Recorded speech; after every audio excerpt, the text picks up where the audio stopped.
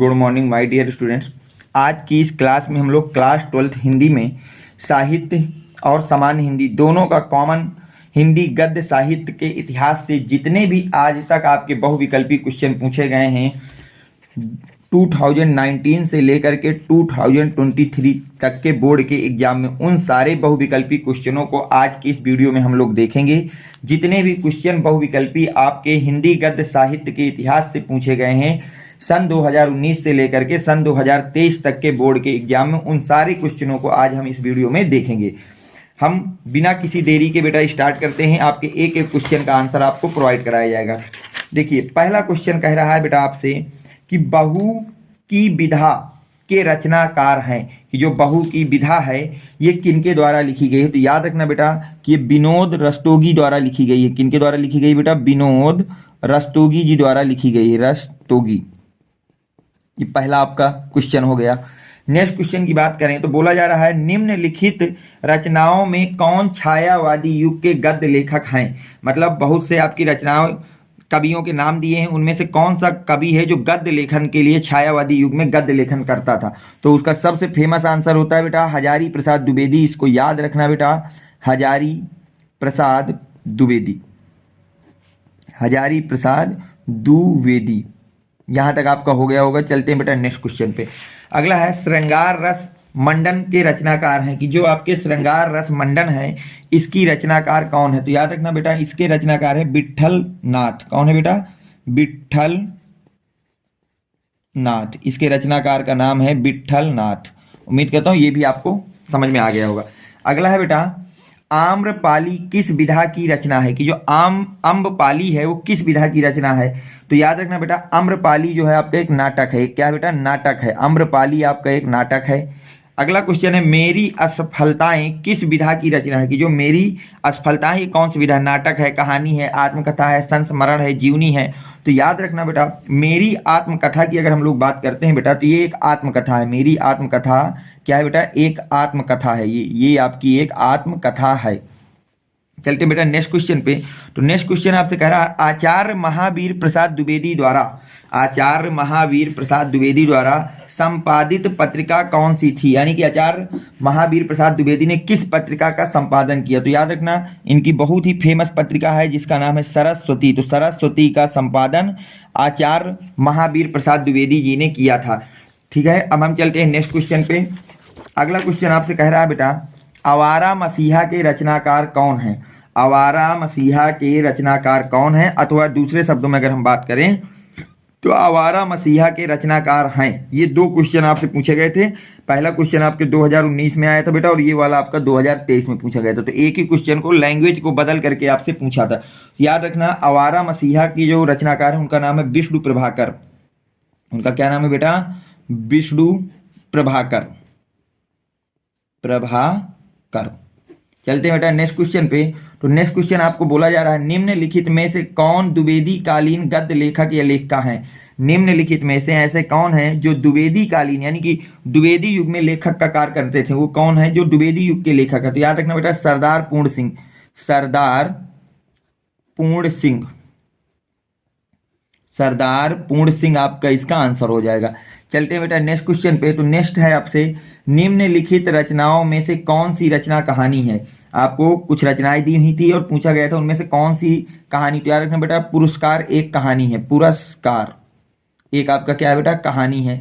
अगला क्वेश्चन आपको दिया गया है सरस्वती के प्रथम संपादक अथवा सरस्वती का संपादन है। तो सरस्वती का जो प्रथम संपादन है वो बेटा किया था श्याम सुंदर दास जी ने। किन्होंने किया था बेटा? श्याम सुंदर दास जी ने किया था। श्याम सुंदर दास जी ने सरस्वती का प्रथम संपादक या उसके संपादक जो थे प्रथम संपादक वो श्याम सुंदर दास जी थे। चलते हैं बेटा अगला नागरी प्रचारणी सभा के संस्थापक कौन थे। यानी कि नागरी प्रचारणी जो सभा बनाई गई थी वो किसने बनाई थी, उसकी नींव किसने रखी थी। तो याद रखना बेटा ये भी आपके श्याम सुंदर दास जी ही थे। कौन थे बेटा? श्याम सुंदर दास जी ही थे। नागरी प्रचारणी सभा के संस्थापक आपके श्याम सुंदर दास जी ही थे। अगला क्वेश्चन है बेटा रामचंद्र शुक्ल द्वारा लिखा गया ग्रंथ है। रामचंद्र शुक्ल द्वारा लिखा गया ग्रंथ है। कौन सा ग्रंथ है जो रामचंद्र शुक्ल द्वारा लिखा गया है, ये आपसे पूछा जा रहा है। तो याद रखना बेटा, रामचंद्र शुक्ल द्वारा जो लिखा गया ग्रंथ है उसका नाम है हिंदी साहित्य का इतिहास। हिंदी साहित्य का इतिहास। हिंदी साहित्य का इतिहास। चलते हैं बेटा नेक्स्ट क्वेश्चन पे कि नेक्स्ट क्वेश्चन आपसे क्या कह रहा है। तो अगला क्वेश्चन है, एकांकी सम्राट कहा जाता है। एकांकी सम्राट हम किसको कहते हैं? तो याद रखना बेटा, एकांकी सम्राट कहा जाता है राम कुमार वर्मा को। राम कुमार वर्मा जी को हम लोग एकांकी सम्राट कहते हैं। क्या कहते हैं बेटा? एकांकी सम्राट कहते हैं। चलते हैं बेटा नेक्स्ट क्वेश्चन पे। तो नेक्स्ट क्वेश्चन आपसे कहा जा रहा है बेटा, आवारा मसीहा गद्य विधा की रचना है। आवारा मसीहा क्या है? आपकी जीवनी है, संस्मरण है, या क्या है, ये आपसे पूछा गया है। तो याद रखना बेटा कि जो आवारा मसीहा है वो एक आपकी जीवनी है। वो आपकी क्या है बेटा? एक जीवनी है। नेक्स्ट क्वेश्चन की बात करें तो बोला जा रहा है कि रानी केतकी की कहानी के लेखक हैं। कि रानी केतकी की जो कहानी उसके लेखक कौन होते हैं? याद रखना बेटा, इंसा अल्लाह खां। इंसा अल्लाह खां, इनको हम लोग रानी केतकी की कहानी का लेखक मानते हैं। अगला है बेटा, श्री चंद्रावली नामक नाटक के रचयिता हैं। यानी कि श्री चंद्रावली जो नाटक है किनके द्वारा लिखा गया है? तो याद रखना बेटा, ये लिखा गया है भारतेंदु हरिश्चंद्र जी द्वारा। भारतेंदु हरिश्चंद्र जी द्वारा लिखा गया है। हरिश्चंद्र जी द्वारा लिखा गया है। ठीक है। अगला क्वेश्चन है, आलोचनात्मक कृति साहित्य सहचर के लेखक हैं। आलोचनात्मक जो कृति है ये किनके द्वारा लिखी गई है? ये आपसे पूछा जा रहा है। तो याद रखना बेटा, ये हजारी प्रसाद द्विवेदी द्वारा लिखा गया है। किनके द्वारा लिखा गया बेटा? हजारी प्रसाद द्विवेदी जी द्वारा लिखा गया है। हजारी प्रसाद द्विवेदी। अगले क्वेश्चन की अगर हम लोग बात करें बेटा तो वो है, माधुरी पत्रिका किस युग में संपादित हुई? कि जो माधुरी पत्रिका है वो किस युग में संपादित हुई? तो याद रखना बेटा, शुक्ल युग में। तो माधुरी पत्रिका का संपादन किस युग में चालू किया गया था बेटा? शुक्ल युग में। और अगर पूछा जाए तो 1922 में इसका प्रकाशन जो है चालू किया गया था। कब चालू किया गया था? 1922 में। और वो युग था बेटा शुक्ल युग। अगला है, हिंदी की प्रथम डायरी है। कि हिंदी की प्रथम डायरी कौन सी है? तो याद रखना बेटा, हिंदी की प्रथम डायरी को हम लोग मानते हैं नरदेव शास्त्री की जेल डायरी। नरदेव शास्त्री की जेल डायरी। की जेल डायरी। अगले क्वेश्चन की बात करें तो अगला क्वेश्चन है बेटा, अमेरिका का मस्त योगी वाल्ट हिटमैन निबंध है। यानी कि जो अमेरिका का मस्त योगी वाल्ट हिटमैन निबंध लिखा गया है ये किनके द्वारा लिखा गया है? तो याद रखना बेटा, ये सरदार पूर्ण सिंह द्वारा लिखा गया है। किनके द्वारा लिखा गया बेटा? सरदार पूर्ण सिंह जी द्वारा लिखा गया है। पूर्ण सिंह जी द्वारा लिखा गया है अमेरिका का मस्त योगी वाल्ट हिटमैन। अगला है बेटा, निसहाय हिंदू रचना है। निसहाय हिंदू ये किनकी रचना है? तो याद रखना बेटा, ये राय कृष्ण दास जी की रचना है। राय कृष्ण दास जी की रचना है। अगला क्वेश्चन है बेटा, 100 अजान एक सुजान, ये इसके लेखक कौन है? तो याद रखना बेटा, इनके लेखक है बाल कृष्ण भट्ट। बाल कृष्ण भट्ट इसके रचनाकार हैं। अगला क्वेश्चन है, ब्राह्मण पत्रिका संपादित हुई। जो ब्राह्मण पत्रिका है ये संपादित हुई किस युग में संपादित हुई थी? याद रखना बेटा, ब्राह्मण पत्रिका का संपादन भारतेंदु युग में किया गया था। किसमें किया गया था बेटा? भारतेंदु युग में। ठीक। तो ब्राह्मण पत्रिका का संपादन बेटा भारतेंदु युग में किया गया था। किस युग में किया गया था बेटा? भारतेंदु युग में किया गया था। चलते हैं बेटा नेक्स्ट क्वेश्चन पे। तो नेक्स्ट क्वेश्चन आपसे कह रहा है कि अपनी खबर पुस्तक की विधा, यानी कि जो अपनी खबर पुस्तक लिखी गई है ये क्या है? तो याद रखना बेटा, ये एक आत्मकथा। बताया कि आत्मकथा। आत्मकथा।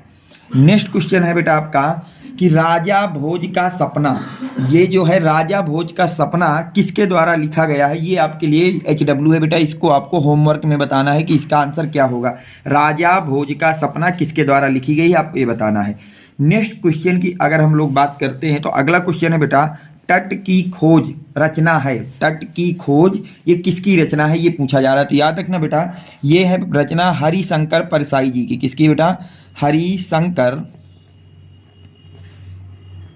परसाई की। याद रखना बेटा, ये रचना किसकी है बेटा?